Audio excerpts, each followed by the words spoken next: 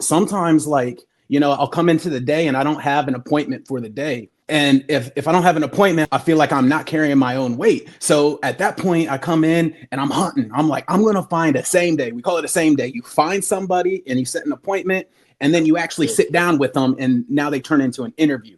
So I'm hunting. I'm trying to find the same day, and I'll go out there.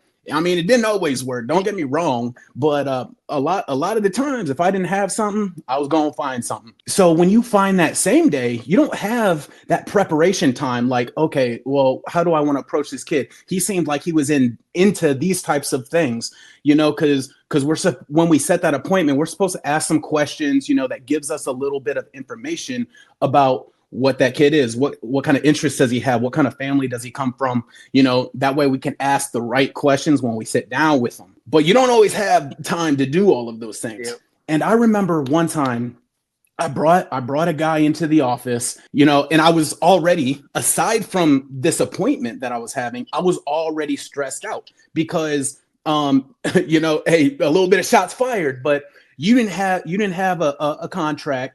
Yep. I think I had already put 2 in, but I'm still trying to put more in so that we as an office can make our monthly mission. And the other recruiters and whatnot, they have nothing either, right?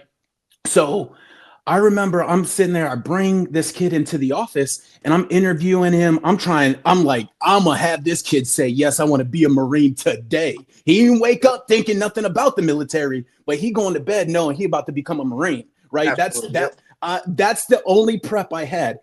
I'm going to get him to say yes. Yep. So as I'm sitting here, I'm trying to go in depth. I'm trying to ask him the right questions. I'm trying to tell him the right information, which also requires a lot of, it's not just you talking, it's you thinking, you processing. And so as I'm doing this, you and the other recruiters were like in the office and y'all were like bullshitting, whatever, just fucking around. And I remember like I looked at my applicant. I was like, hey, can you hold on for a second? Yep. I stand up and I was like, would y'all shut the fuck up? I'm trying to do an interview right now and give this kid everything I have so he knows he wants to be a United States Marine. I remember that. Shut the fuck up. And mind you, I just met this kid, and I sit back down.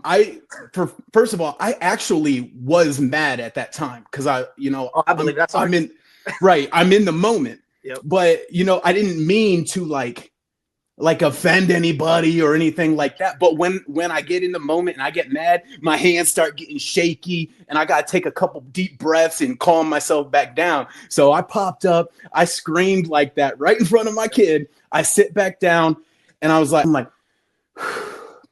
that's sweet. Hey, brother, I apologize that you had to see me like that, but I just need you to know that I'm giving you everything that I got to let you know that this is a great option for you. And I just went right back into it. And sure enough, he said, yes, I do want to be a Marine. That kid went to MEPS the next week. And I mean, I don't know where he is now. He might still be in the Marine Corps or whatever. So like, that's another type of stressor where it's like, yeah, I've got to get the appointments. I got to get the interviews and everything like that. But sometimes, the other recruiters aren't pulling their share of the weight. And that's a whole nother set of stressors.